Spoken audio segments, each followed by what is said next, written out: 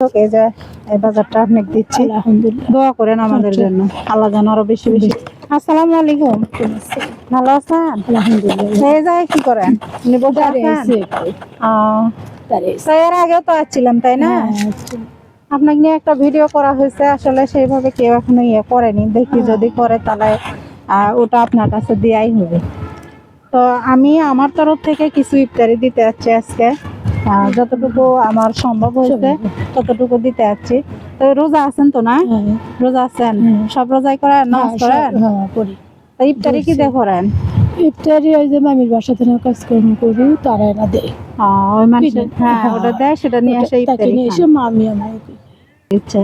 রিজিকের মালিক হচ্ছে আল্লাহ। আল্লাহ, সেটাই। কারণ আল্লাহ যদি ব্যবস্থা করে তখন এনা দিতে পারবো, তাই না?